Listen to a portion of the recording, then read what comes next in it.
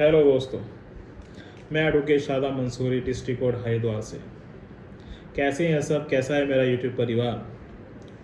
आज हम बात करने वाले हैं कि जैसे कोई लोन लेते हैं आप और लोन डिफ़ॉल्ट हो जाता है तो आप पे कॉल आनी स्टार्ट हो जाती है रिकवरी एजेंट वालों की।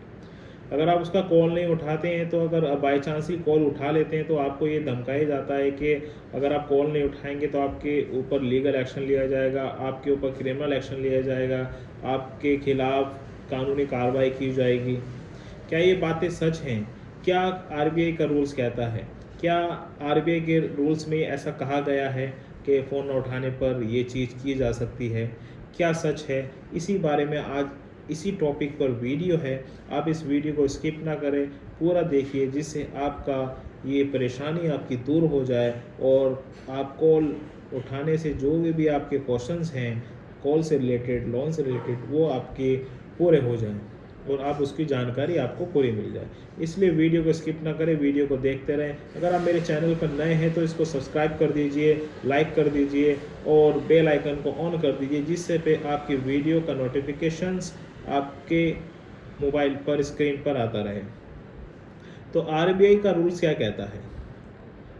कॉल ना उठाने पर क्या आरबीआई के रूल्स में ये कहा गया है कि आपके ऊपर लीगल एक्शन या कानूनी कार्रवाई की जाएगी?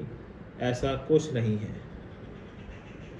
जी हाँ, ऐसा आरबीआई ने कुछ नहीं कहा है कि कॉल ना उठाने पर आप पर एक्शन लिया जाएगा या आपके साथ बदतमीज़ी की जाएगी, आपको गाली गलौज दी जाएगी, आपके साथ हरेसमेंट किया जाएगा। ऐसा आरबीआई ने कुछ नहीं कहा है। तो ये रिकवरी एजेंट क्यों करते हैं? देखो, ये जो रिकवरी एजेंट होते हैं ये फेक होते हैं। रिकवरी एजेंट हरेसमेंट तो करेगा क्योंकि उसने लोन रिकवर करना है। जितनी जल्दी वो लोन रिकवर करेगा उतनी उसको कमीशन मिलेगी, इसलिए वो बदतमीजी वो उतर जाता है, आपके साथ हरेसमेंट करता है, आपके साथ गाली गलौज भी करता है और आपको बार बार कॉल पर परेशान करता है।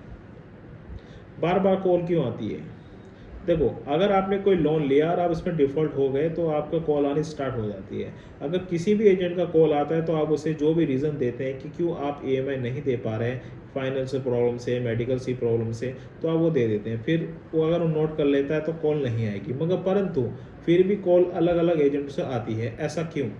क्योंकि वो आपको चेक करते हैं कि क्या जो रीज़न आपने दिया है रिक्वायर हमारे एजेंट को, क्या वो हर एजेंट को सेम रीज़न दे रहे हैं या नहीं, या वो हमें ऐसे ही भड़काने की कोशिश कर रहे हैं। क्योंकि रिकवरी एजेंट तो हरेसमेंट करेगा दोस्तों।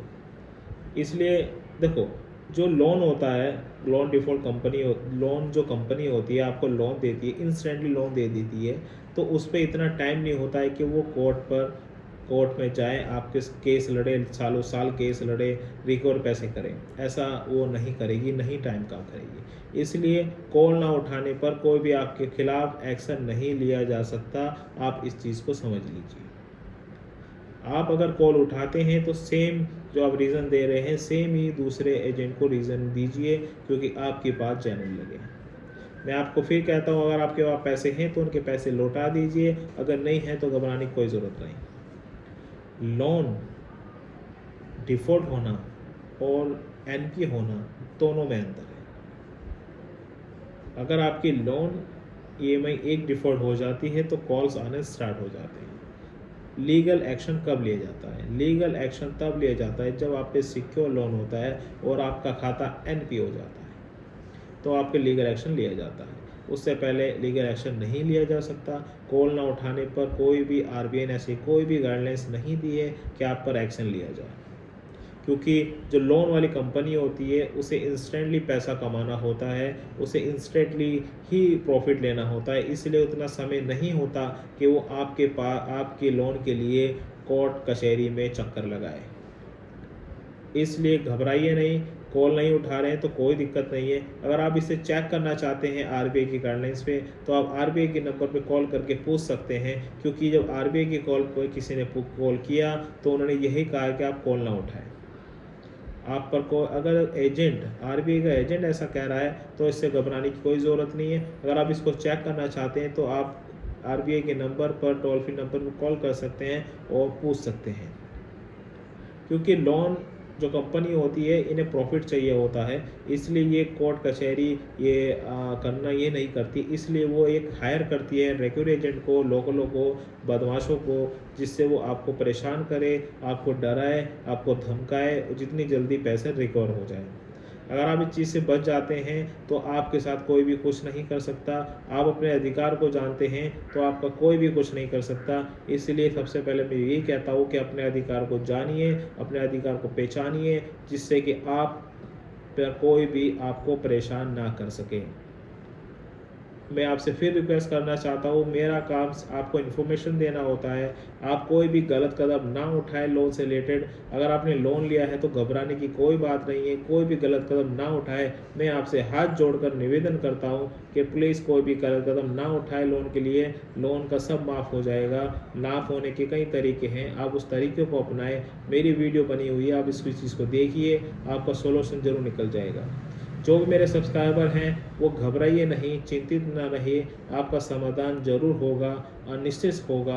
और लोन माफ़ होने की प्रोसेस क्या होती है, इसी बारे में मैं सर्च मेरी लगी रहती है। जो भी मुझे मिलेगा मैं तुरंत उस पर वीडियो बनाता हूँ, आपके लिए लेके आता हूँ, जिससे आप भी की परेशानी कम हो जाए। आरबीआई गाइडलाइंस ने साफ कह दिया है कि कोई भी रिकवरी एजेंट आपको सुबह 7 बजे से लेकर शाम के 7 बजे तक के बीच में कॉल कर सकता है, बगैर तहमीज़ में रहकर कॉल कर सकता है, बदतमीज़ी नहीं कर सकता, आपके साथ गाली गलौज नहीं कर सकता। अगर कोई सुबह 7 बजे के बाद शाम को आपको कॉल करता है तो आप उसे उठा के कह सकते हैं कि आपका राइट है कि आप मुझे कॉल कर रहे हैं, तो प्लीज़ अपने राइट को जानें और मुझे जब ही कॉल करें। अगर कोई ज़्यादा ही परेशान करता है तो आप उसके खिलाफ़ कंप्लेंट दर्ज करा सकते हैं।